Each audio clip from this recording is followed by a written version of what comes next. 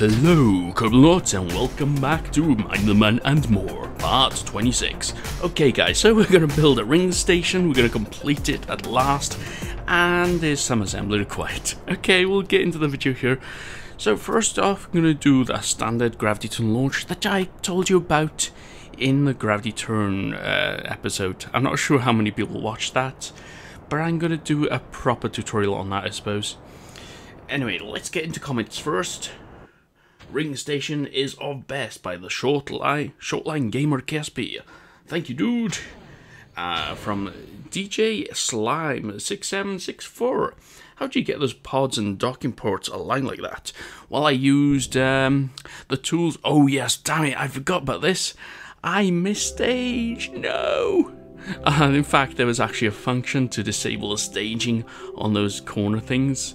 On the decoupled side, radial decouplers, but I forgot to do it in the VAB. And that got me thinking, those decouplers, they're on the outside of the station. Now, if I can't get rid of them, this station is going to be next to useless in the fact that this is just built to make it look good. It doesn't have a proper function. But you can detach them using the Kerbal Attachment System mod. Awesome mod, by the way. If you haven't got it, I suggest you install it. It can disassemble the struts as well if you attach any. However, if you look at the volume it's taken up in the Kerbal inventory, James, by the way, awesome engineer. He does not have enough to fit multiple in his inventory.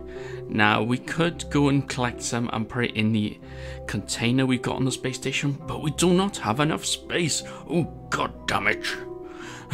We're gonna have to, I don't know. Now, I tried to fill her up. You see, we haven't got no space left. So what I'm gonna do is we're gonna just detach them and throw them off into space. Like, I mean, what harm could happen to it? Anyway, back to the comments from DJ Slime. Yeah, how do you get at the pods, those alignments like that? I use the offset tools, because you can offset the placement and you can offset the angle as well. And you can clip the part so it makes it look like it's part of the other part. Awesome stuff. This debris can't cause any problems, can it? Anyway, this is what I meant by disabling the decoupler. See, you've got right click on the decoupler in the VAB, disable. It's no longer in stage. See, there it is, and there it's gone again. Awesome stuff. Don't forget the stock tools you got in KSP because you can use them to your advantage. And you must excuse me if I cough or anything, I do have a cold. Right, let's launch this up and get to the next comment. Right, from Insane McNugchugget, sorry. I love your voice. And I go on to say, well, I don't. You know, you listen to your own voice and you think, whoa, who listens to that? But I ask him. But he comes on, he said, if your voice was a physical thing, I would lick it. And I said, should I be worried? And he said, very. Oh dear. Thank you, McNugget, anyway. And from Joseph M, don't forget about us when your comment box gets crowded. Yeah, I'm going to have to do some kind of list to list current people who commented on my videos, because when we go into the future, and if you're still commenting on my videos in the future, awesome. When I get the 10 million subscribers, which I don't think will be anytime soon, do not worry. Anyway, here we are. We're getting close to the space station now. We're going to get this as close as possible so we can dock these modules onto it. Now we're almost there. We've almost got one ring section done. We're going to do the other side, and then, well, I'll have to work out something else. This video, by the way, is all about building this space station or completing this ring. And I tell you what, it takes a lot of work. I tell you now. Anyway, from Patriot03, hey, I feel special about being mentioned in your video. I was unable to confirm whether or not thrust weight ratio is more efficient for man landing. You were right about the landing using your thrust at the last minute. What do you call it? Suicide burn, that's it. Yeah, but it's extremely dangerous. But he goes on to say that but I can absolutely confirm that thrust-to-weight ratio is more efficient for Hoffman transfer. Yes, it is. However, there is one thing. You have to think about the efficiency of the engine as well. Now, if all the engines were efficient, the highest thrust-to-weight ratio would be best, but you find that the smaller engines seem to have better thrust-to-weight ratio, not better thrust-to-weight ratio, better efficiency. So I get more delta V per smaller engine. So it's a bit of balance, I suppose. And that's why I always suggest the smaller engines in my tutorials. Okay, now we've got our probe. We're going to come in for our docking of this.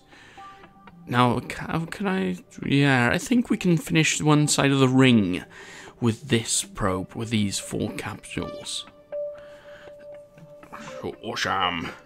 Right, from Dejong.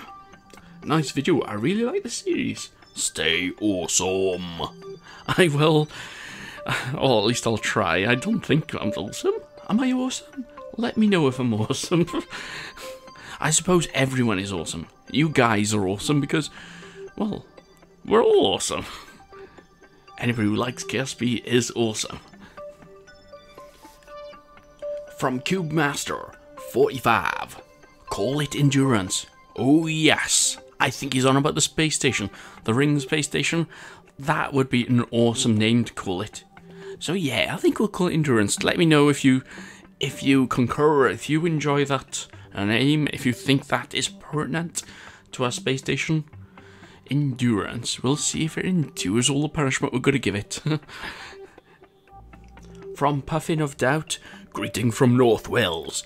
Greeting from South Wales. Another brilliant video. Your channel inspires me to keep plugging away at KSP, even though I'm rubbish at it. Well, to tell you the truth, I was up. Whoa, what has going on? Whoa, something's exploded. Ah, no! What's going on? The probe is going away.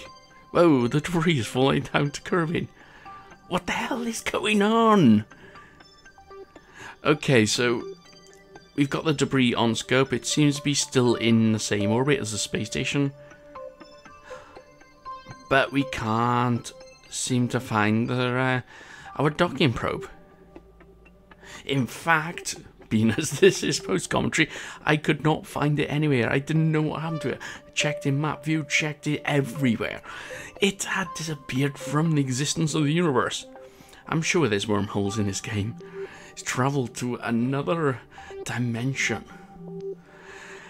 Oh well.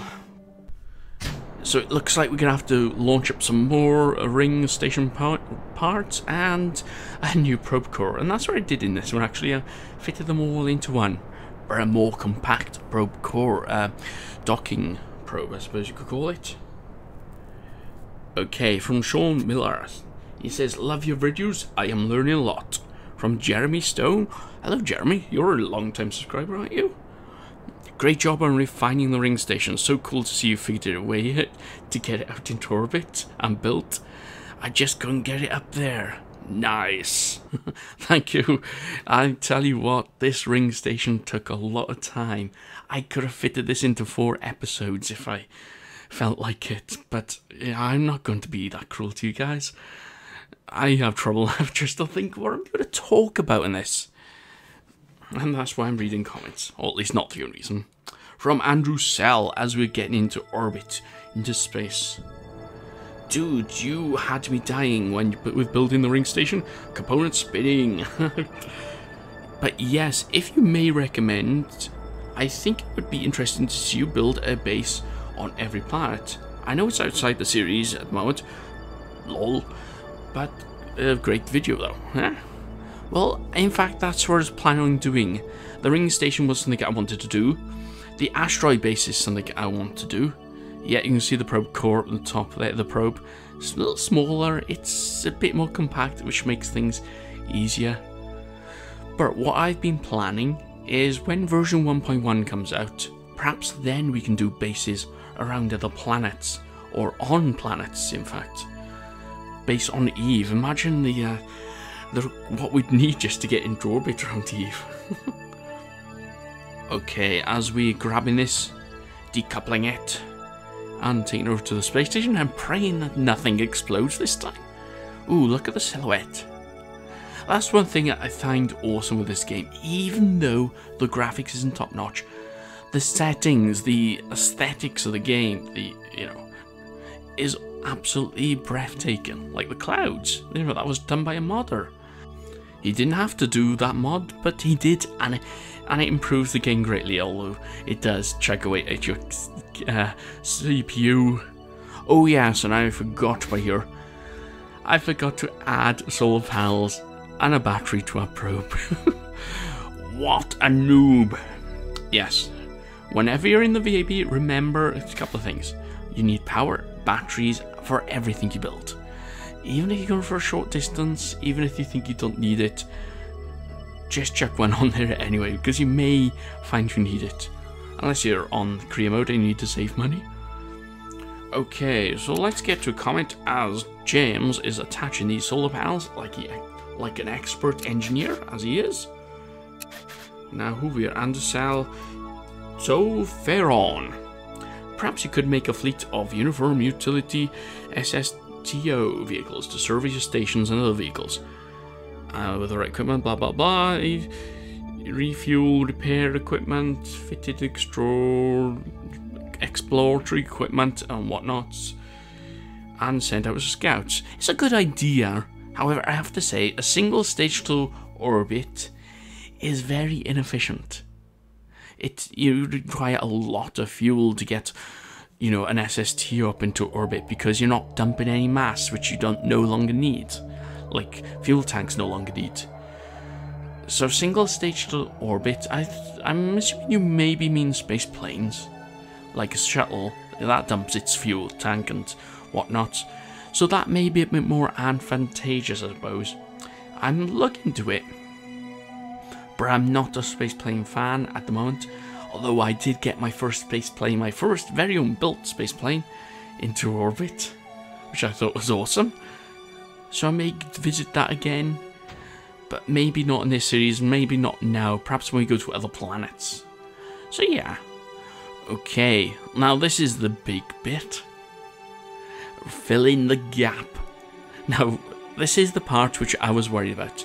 Can we dock two docking rings together at the same time? So we'll have to come at an angle like this here. And dock, we'll disengage the SAS and RCS. And yeah, it looks like it's docked. Awesome. And it's causing no problems like clipping, so yeah, cool. Okay, the next module, and oh yeah.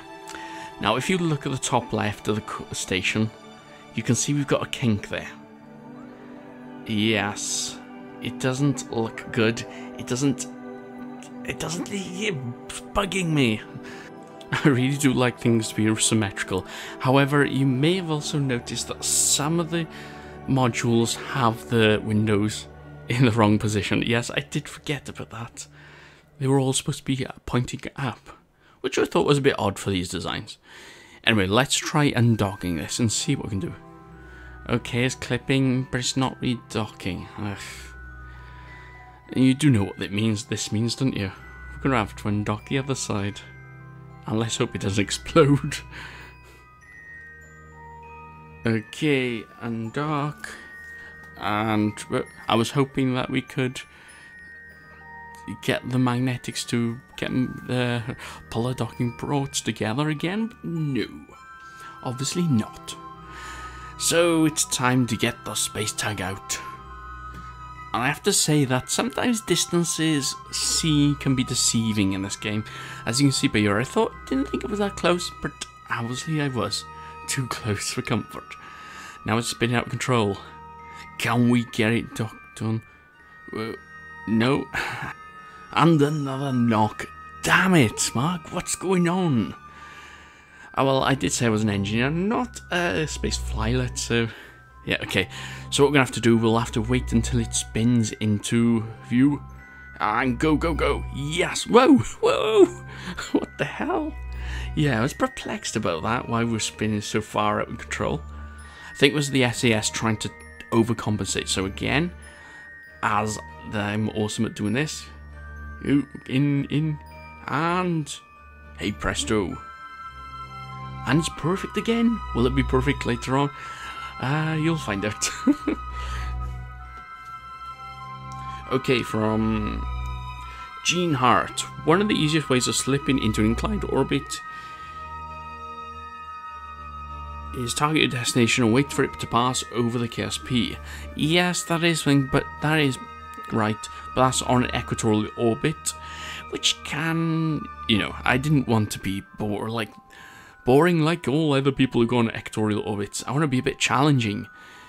So yes, that's why this station is at an inclined orbit.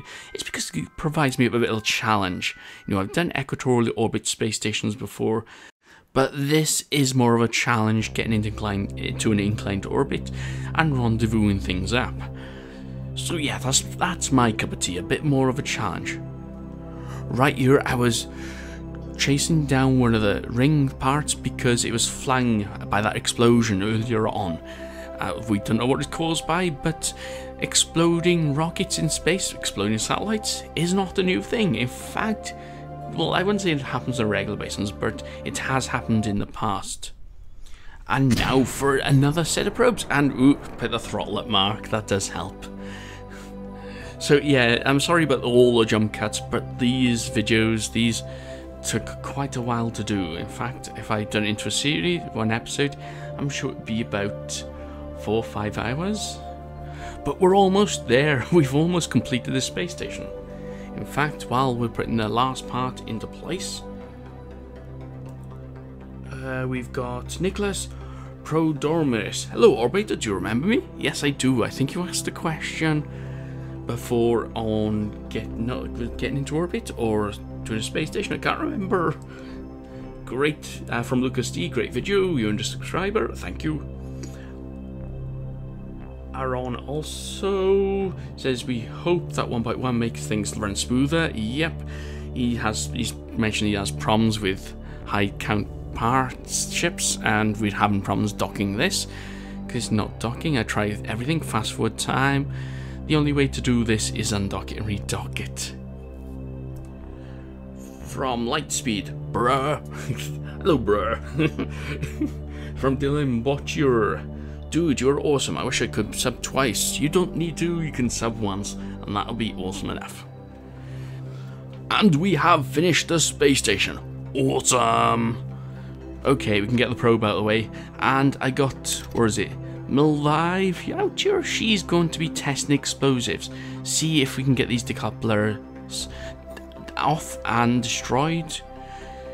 Let's see what happens. And oh no! Obviously this was a simulation because I'm going to quick load and everything's going to be fine. Okay, balls. This was supposed to...